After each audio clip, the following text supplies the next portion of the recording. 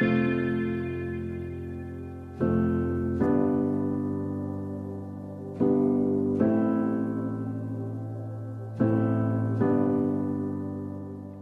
religión demostrada. Los fundamentos de la fe católica ante la razón y la ciencia. Por el Reverendo Padre Hilaire. Cuarta verdad. La religión cristiana es la única religión divina. El viajero, llegado a la cumbre de una montaña, dirige una mirada atrás para darse cuenta del camino andado, y otra adelante para ver el camino que le queda por recorrer. Conviene que nosotros hagamos lo mismo. La religión cristiana es la religión revelada por Dios y por consiguiente la única religión verdadera, obligatoria para todos. Hemos comprobado las siguientes verdades. Primero, existe un Dios eterno, creador y soberano Señor de todas las cosas. La razón y la conciencia proclaman irresistiblemente la existencia de este ser supremo e infinitamente perfecto. Para los cristianos, a este testimonio se agrega el de la divina revelación, que es más seguro todavía, porque es divino. Dios se ha manifestado, ha hablado, ha hecho milagros. Segundo, Dios, con su providencia, cuida de sus criaturas, particularmente del hombre, su hijo predilecto. Tercero, el hombre, compuesto de cuerpo y alma espiritual, libre y mortal, ha sido creado por Dios para que le conozca, le ame y le sirva en esta vida y le goce luego en la vida futura. Tiene, por consiguiente, deberes que cumplir para con su Creador y su Padre. Cuarto, el conjunto de estos deberes se llama religión. Esta es absolutamente necesaria al hombre, a la familia y a la sociedad. La historia atestigua que por todas partes y siempre la religión ha sido considerada por los hombres como un deber y una virtud, y la impiedad como un vicio detestable. El hombre que vive sin religión es un ser incompleto, un pobre ignorante que no sabe por qué existe, un mal servidor, un mal hijo que olvida y ultraja a su padre. No basta, pues, ser hombre honrado, según el mundo, es decir, llevar una vida ante los otros que merezca el título de honorable. Hay que orar, adorar a Dios como Él quiere ser servido por nosotros. Vivir en la indiferencia, como si no existiera Dios, ni juicio, ni cielo, ni infierno, ni eternidad, es algo más que un pecado. Es una monstruosidad. Todos, quienes quiera que seamos, ricos y pobres, jóvenes y viejos, hemos sido creados y puestos en el mundo no para divertirnos, ni para acumular dinero, ni para gozar, sino, ante todo, para servir a Dios. Los que no sirven a Dios, lejos de ser honrados, son 3 veces locos y grandes criminales, más criminales que los ladrones y asesinos, porque los deberes para con Dios son más importantes que los deberes para con nuestros semejantes. Aún más, la religión ha sido considerada en todos los tiempos y en todos los pueblos como intrínsecamente ligada a los intereses del hombre, a la conservación y felicidad de la familia y de la sociedad. Apoyándose en la creencia en Dios y en su providencia, los legisladores han establecido sus instituciones y fundado el edificio social. Sin religión, no hay sociedad posible.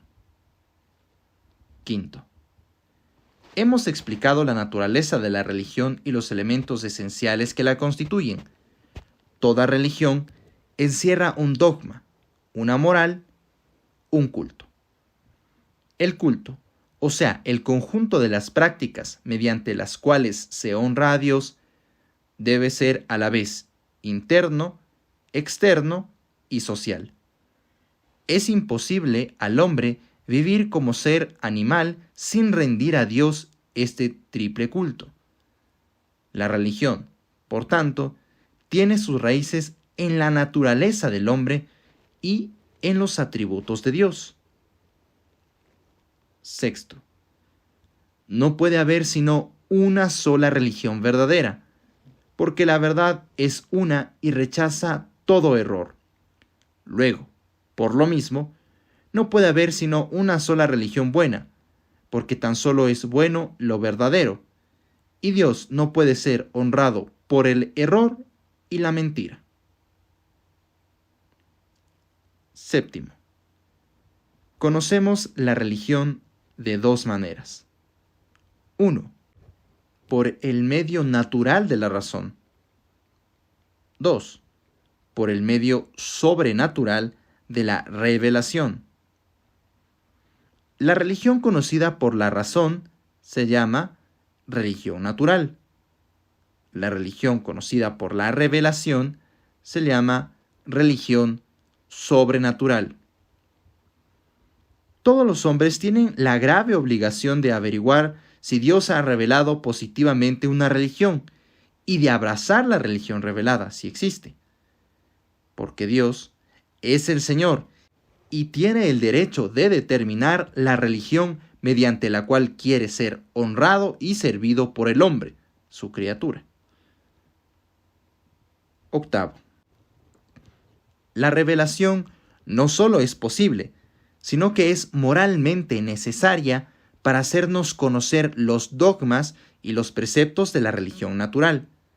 Sin ella, el género humano, tomado en conjunto, no podría llegar a conocer, con certeza y sin mezcla de error, todas las verdades religiosas y morales requeridas para honrar a Dios y vivir bien.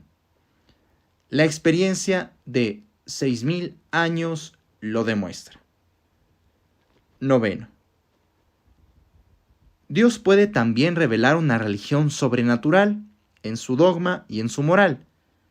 Y si Dios la revela, todo hombre tiene la grave obligación de abrazarla. Porque Dios, como creador, tiene un dominio soberano sobre todas sus criaturas, y el hombre está obligado a someterse enteramente a la voluntad de su creador. Décimo. En realidad, la historia nos enseña que Dios ha revelado una religión sobrenatural y positiva. Tenemos como prueba de ello: 1. El testimonio del pueblo judío. 2. El testimonio del pueblo cristiano esparcido por toda la tierra. 3. Podemos añadir a estos el testimonio de todos los pueblos, porque, como veremos muy pronto, las tradiciones de todos los pueblos nos prueban que Dios ha hablado a los hombres para hacerles conocer las verdades que debían creer y los deberes que debían cumplir.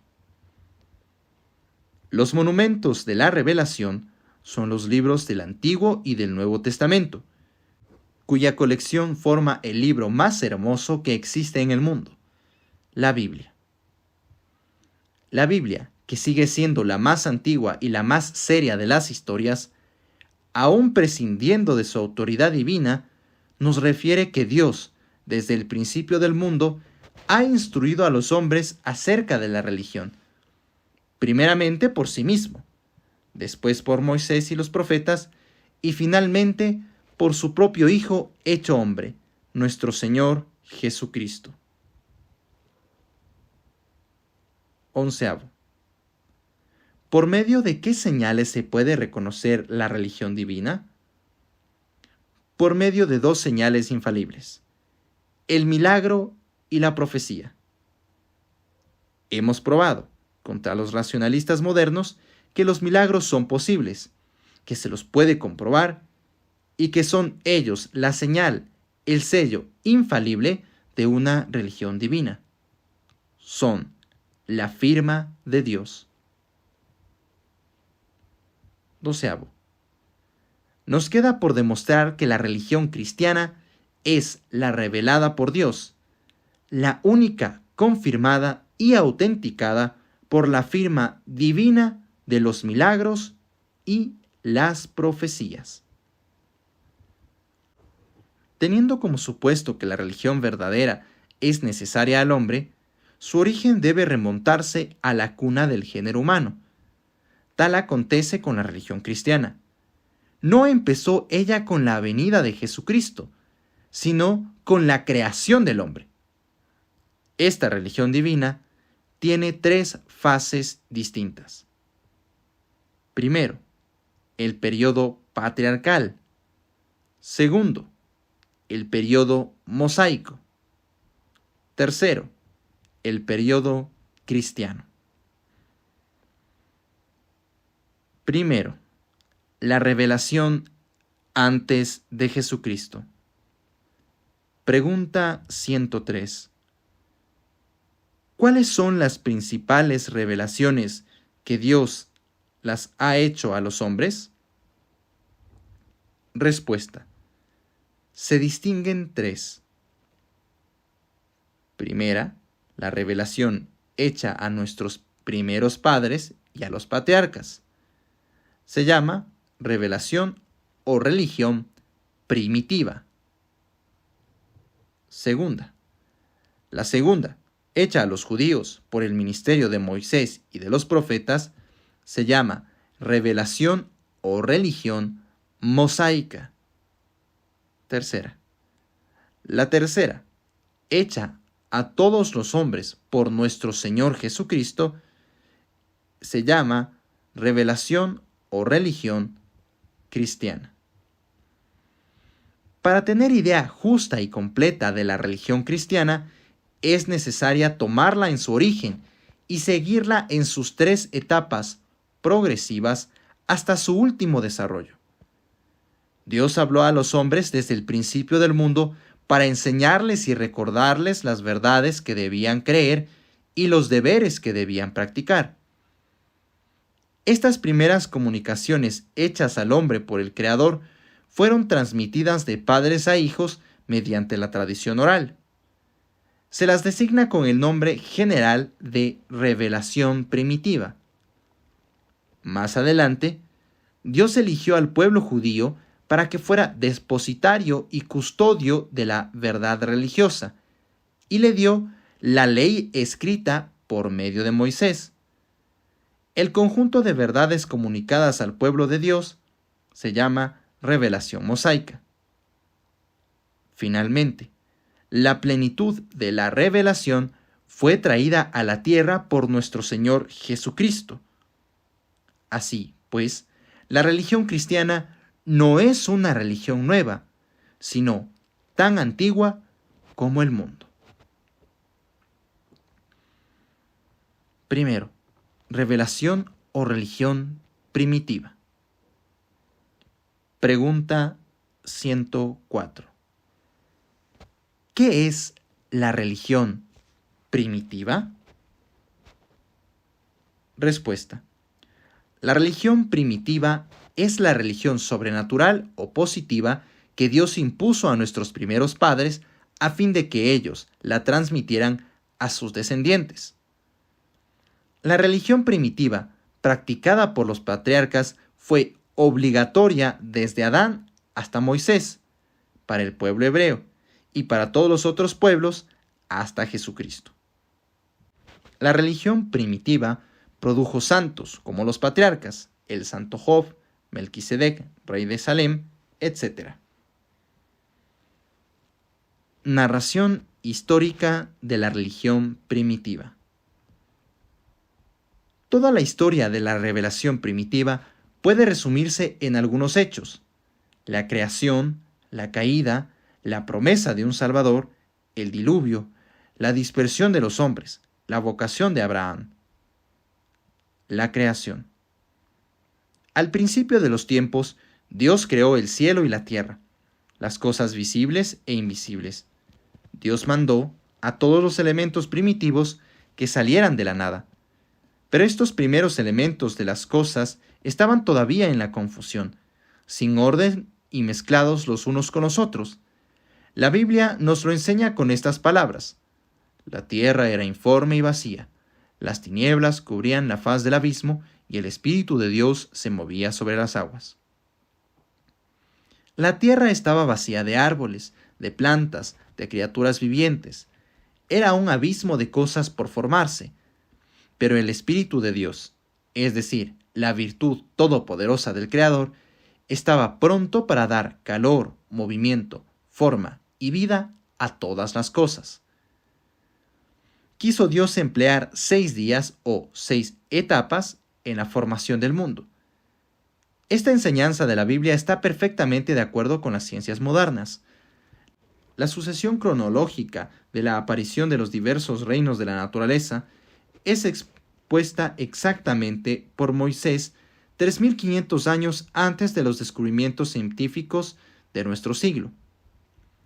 Al fin del 6º día o etapa, Dios creó al primer hombre y la primera mujer, de los cuales descienden todos los hombres, y a los cuales, por esto mismo, llamamos primeros padres. Dios tomó un poco de tierra y formó el cuerpo del primer hombre, al que llamó Adán, y le inspiró un alma espiritual e inmortal. Después, Dios tomó una costilla de Adán y formó a Eva, la primera mujer. Bendijo la unión de Adán y Eva, que declaró indisolublemente, instituyendo así el matrimonio y la familia.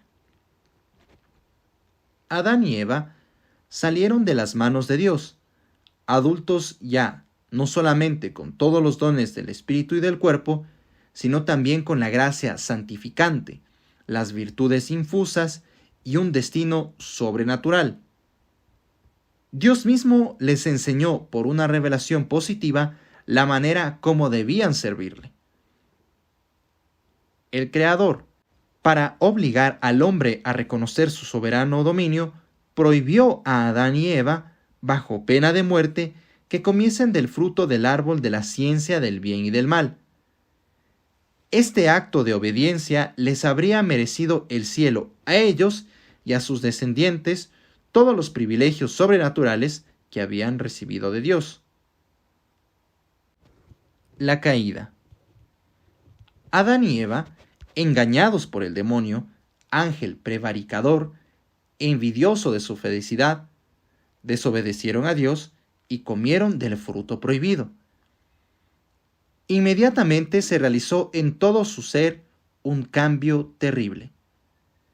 Despojados de los magníficos privilegios que Dios les había otorgado, quedaron sujetos a la ignorancia, a la concupiscencia, a los sufrimientos, a las enfermedades, a la muerte y, sobre todo, privados de la gracia santificante y de sus derechos al cielo.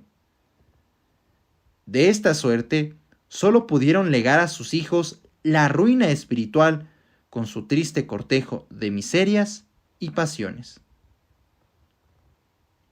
Promesa de un Salvador.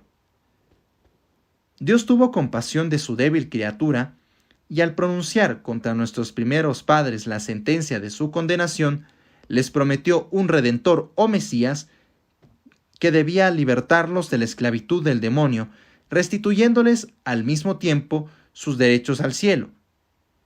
Gracias a esta misericordia completamente gratuita, no perdieron para siempre al cielo.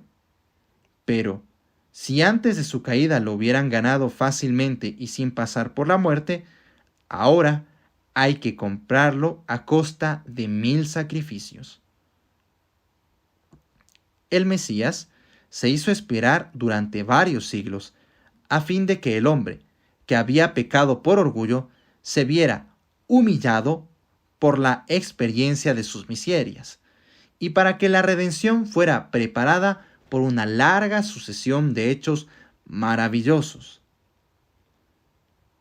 Primeros hijos de Adán. Adán transmitió a sus hijos la fe en el Redentor. El Señor aceptó sacrificios que Abel le ofrecía con espíritu de fe y de penitencia, y rechazó los sacrificios de Caín. Abel murió víctima de los celos de su hermano. Fue reemplazado por Set, que imitó su justicia. Los descendientes de Set fueron llamados hijos de Dios, en oposición a los de Caín, a quienes la Sagrada Escritura llama hijos de los hombres. Estos primeros patriarcas vivieron más de 900 años. Esta longevidad tenía por fin, en los designios de Dios, facilitar la multiplicación de la especie humana y particularmente conservar el depósito de las verdades reveladas. El diluvio. Los hijos de Dios hicieron amistad con los hijos de los hombres, y como éstos se corrompieron cayendo en la impureza, Enoc les predijo un tremendo castigo si no se convertían. Pero, a pesar de esta amenaza, la corrupción se hizo universal, y Dios resolvió destruir al hombre mediante el diluvio, exceptuando a Noé, que fue hallado justo. Dios mandó a Noé que construyera un arca, en cuya construcción trabajó Noé por espacio de 100 años. Durante este largo lapso, no dejó él de predicar a los hombres la penitencia, pero sin resultado alguno. El diluvio hizo perecer a todos los hombres, con excepción de Noé y su familia. Esta arca era una figura de la iglesia, fuera de la cual no hay salvación. Al salir del arca, Noé ofrece sacrificios al Señor. Dios pacta entonces una alianza con el hombre, de la cual es señal el arco iris. Noé, como Adán, transmite a sus hijos la fe en el Redentor. Dispersión de los hombres. Noé vivió 950 años, pero después del diluvio, los hombres vivieron menos que antes, sea por castigo de Dios, sea porque la catástrofe hubiera causado graves perturbaciones en la atmósfera. Establecidos en la Mesopotamia, en las llanuras fecundas del Sennaar, se multiplicaron tanto los descendientes de Noé que tuvieron que separarse. Pero antes de hacerlo, quisieron construir una torre para perpetuar su memoria. El Señor castigó su orgullo confundiendo sus lenguajes. No pudieron entenderse. Se vieron obligados a dejar inconclusa esta torre, llamada de Babel o confusión. Dividiéronse, pues, según la lengua, pero llevando todos la misma religión primitiva. Vocación de Abraham. Unos 500 años más tarde, los hombres, no escuchando más que la voz de sus sentidos, abandonaron al verdadero Dios para caer en la idolatría. La providencia resolvió entonces elegirse un pueblo para conservar intacta la verdadera religión hasta la venida del Mesías. Dios eligió a Abraham de la raza de Sem para que fuera el padre de ese pueblo. Le prometió dar a su posteridad la tierra de Canaán y que el Mesías nacería de su descendencia. Abraham respondió a la vocación divina con fe admirable y una obediencia heroica. En esta época, los habitantes de Sodoma y Gomorra se entregaron a toda clase de impurezas. Dios quiso mostrar con un nuevo castigo lo mucho que detestaba este vicio. Abraham recibió en su tienda la visita de los 3 ángeles ejecutores de los decretos de la justicia divina. Aquí se pone de manifiesto el poder maravilloso de la oración del justo. Abraham intercedió por las ciudades y hubiese obtenido gracia de haber hallado en ella 10 justos, pero no lo sabía. El único inocente era Lot, sobrino de Abraham, y fue el único que se salvó con su mujer y sus 2 hijas. El fuego del cielo devoró estas ciudades, y el lugar que ocupaban se ha convertido en un lago infecto, llamado Mar Muerto, monumento perenne de la maldición divina. Sacrificio de Abraham. Queriendo Dios probar la fe de Abraham, le dijo un día: «Toma a tu unigénito y sacrifíquemelo en el monte Moria». Abraham no vacila un momento. Carga sobre las espaldas de su hijo un haz de leña y el cuchillo, y se encamina hacia el monte señalado por Dios. Durante la marcha, Isaac dice a su padre: «Tenemos leña y fuego, mas no veo la víctima que debe ser inmolada». «Dios proveerá, hijo mío», replica Abraham. Llegado al monte Moria, Abraham levanta un altar, coloca la leña, toma a Isaac, lo ata sobre la pira y empuña el cuchillo para sacrificar la víctima. Pero Dios, contento de su obediencia, detiene su mano y le dice: «Puesto que por obedecerme no has vacilado en sacrificarme a tu hijo único, yo te bendeciré, multiplicaré tu posteridad como las estrellas del cielo y las arenas del mar. Todas las generaciones serán bendecidas en aquel que saldrá de tu descendencia». El ejemplo de Abraham nos enseña cómo se debe amar a Dios sobre todas las cosas. Isaac es figura de nuestro Señor Jesucristo subiendo al Calvario, Monte Moria, cargado con el leño de la cruz. Dios quiso, en el sacrificio de Abraham, representar con muchos siglos de anticipación el misterio del Calvario. Isaac y sus hijos Esaú y Jacob. Isaac tuvo de Rebeca, su esposa, 2 hijos gemelos. Lleva sentidos pueblos, el uno triunfará sobre el otro y el primero será siervo del segundo. El primero de los hijos recibió el nombre de Esaú y el segundo el de Jacob, que quiere decir suplantador, porque había un día de suplantar a su hermano. Efectivamente, Esaú vendió a Jacob sus derechos de primogenitura por un plato de lentejas. Jacob, escuchando los consejos de su madre Rebeca, se vistió con las vestiduras de Esaú y consiguió en esta forma de Isaac, moribundo y ciego, la bendición paternal, que le concedía el derecho de ser padre del pueblo de Dios y del Mesías.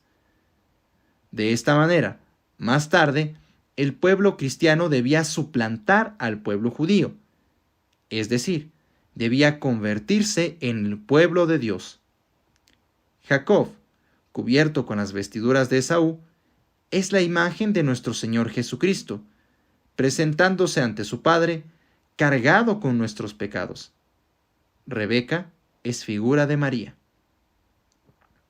Jacob, heredero de las promesas divinas hechas a Abraham y a Isaac, fue, como ellos, guiado en su camino por la acción sobrenatural de Dios. Jacob, apellidado por Dios mismo, Israel, tuvo 12 hijos, llamados los 12 patriarcas o padres de las 12 tribus de Israel. Uno de ellos, José, predilecto del padre, excitó los celos de sus hermanos, que lo vendieron a unos mercaderes, los cuales lo llevaron a Egipto. La castidad admirable de José atrajo sobre él las bendiciones de Dios. Habiendo explicado 2 sueños del faraón, fue nombrado virrey. Mientras, el hambre desolaba durante 7 años la Palestina. La abundancia reinaba en cambio en Egipto, gracias a la previsión de José. Entonces hizo venir a su lado a Jacob y a su familia y los estableció en la tierra fértil de Gesén. Jacob, antes de morir, bendijo a sus hijos. Predijo a Judá que el Mesías, el deseado de las naciones, nacería de su raza, tan luego como el cetro hubiera salido de su familia. Tal es, en resumen, la historia de la revelación primitiva y patriarcal. Pregunta 105. ¿En qué consiste la religión primitiva? Respuesta. En la religión primitiva se encuentran los tres elementos constitutivos de toda religión: el dogma, la moral y el culto. Primero, dogma. Las principales verdades que fueron objeto de la revelación primitiva son la existencia de un solo Dios, creador de todas las cosas, el gobierno del mundo por su providencia, la existencia de ángeles buenos y malos, la creación del hombre a imagen de Dios, la inmortalidad del alma, la recompensa de los justos y el castigo de los malos en una vida futura, el destino sobrenatural del hombre, el auxilio de la gracia, medio para alcanzar este fin sublime sobrenatural, la caída del primer hombre y el pecado original, finalmente, la esperanza de un Redentor o Mesías. Segundo, moral. La moral de la religión primitiva comprendía la ley natural, formulada más tarde en el Decálogo, la obligación de tender hacia Dios por virtudes sobrenaturales de la fe, esperanza y caridad, algunos preceptos positivos, tales como los sacrificios ofrecidos como figura de la redención, la santificación del día séptimo, la institución de la familia y la indisolubilidad del matrimonio. Tercero, culto. El culto de la religión primitiva consistía en la oración y el sacrificio. En honor de Dios se levantaban altares, sobre los cuales se ofrecían sacrificios cruentos o incruentos, para figurar el gran sacrificio con el cual el Salvador debía redimir el mundo. Los sacerdotes de la religión primitiva eran los padres de la familia o los primogénitos. Tenían el cuidado de conservar la religión, de enseñarla a la familia y de cumplir las funciones del sacerdocio. Tanto en los niños como en los adultos se borraba el pecado original con alguna señal de fe, por lo menos implícita, en el futuro Redentor. Se obtenía el perdón de los pecados actuales por medio de la contrición perfecta. La revelación primitiva no difiere en realidad de la religión natural, más que por la esperanza del Mesías, el destino del hombre a un fin sobrenatural y el medio conveniente para alcanzarlo. Este medio es la gracia santificante, que no podía obtenerse sino por la creencia en el Mesías y por sus méritos futuros. Pregunta 106. ¿Cómo se prueba la divinidad de la religión primitiva? Respuesta. Se prueba la divinidad de la religión primitiva por la narración bíblica, por los hechos milagrosos que la confirmaron y por la tradición de todos los pueblos. Primero, la Biblia nos muestra a Dios hablando con Adán, Noé, Abraham, Isaac, Jacob, y en circunstancias tales que estos patriarcas no podían dudar de la palabra de Dios. Estas comunicaciones divinas son hechos sobrenaturales y divinos que prueban la revelación. Segundo, entre los hechos milagrosos que demuestran la divinidad de la religión primitiva, cuéntase el diluvio, predicho con 100 años de anticipación, la maldición de Cam, la confusión de las lenguas en la Torre de Babel, la predicción y el cumplimiento de la destrucción de Sodoma, etc. Dios intervenía frecuentemente de una manera sobrenatural para recordar a los hombres la observancia de sus leyes. Tercero, Todos los pueblos han admitido, como base de sus religiones, las siguientes verdades: la existencia de un Dios eterno, soberano Señor de todas las cosas, la divina providencia que gobierna el mundo, la distinción entre genios buenos y malos, la edad de oro, la caída del primer hombre y sus funestas consecuencias para el género humano, la necesidad de honrar a Dios con sacrificios expiatorios, la esperanza de un libertador que debía salvar al mundo, la existencia de otra vida feliz para los buenos y desdichada para los malos. Estas verdades fueron más o menos alteradas en sus pormenores, pero en el fondo son las mismas en todas partes. Ahora bien, si entre estas verdades se encuentran algunas que pueden ser descubiertas por la razón, hay en cambio otras que son inaccesibles a las indagaciones de la inteligencia humana. Tales son la existencia de los ángeles, las consecuencias del pecado original, la esperanza de un libertador, etc. Estas verdades son de un orden sobrenatural y no podían ser conocidas sino por tradición. Pero, ¿cómo pudieron conocerlas los primeros hombres?